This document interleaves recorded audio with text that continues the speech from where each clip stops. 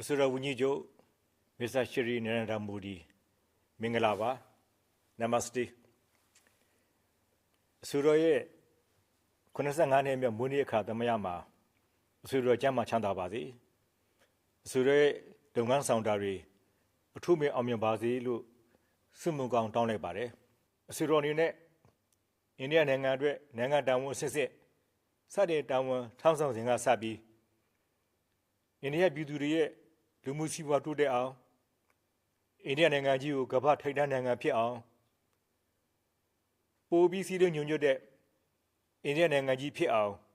ကြိုးစားဆောင်ရွက်ပေးနိုင်ခဲ့မှုအပေါ်မှာလည်းဝမ်းမြောက်စွာဂုဏ်ပြုအပ်ပါတယ်အဆွေတော်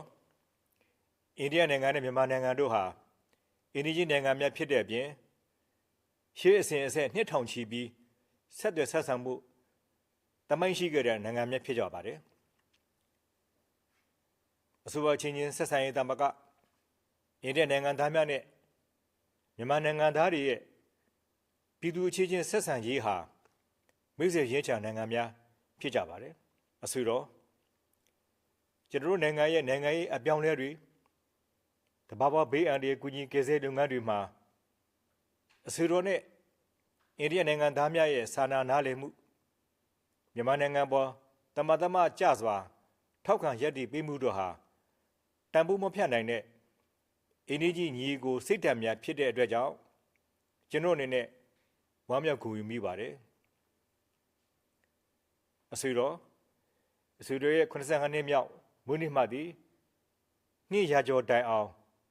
ကိုယ်စိတ်နှလုံးကျမ်းမာချမ်းသာစွာနဲ့အိန္ဒိယနိုင်ငံရဲ့အကောင်းကျိုးတွေကိုစောင့်ဆောင်နိုင်ပါစေအဆွေတော်နဲ့အိန္ဒိယနိုင်ငံသူနိုင်ငံသားများအားလုံးတရားဝေပြောပြီးဖူးဖူးတိုးတက်တဲ့အိန္ဒိယနိုင်ငံကြီးဖြစ်အောင်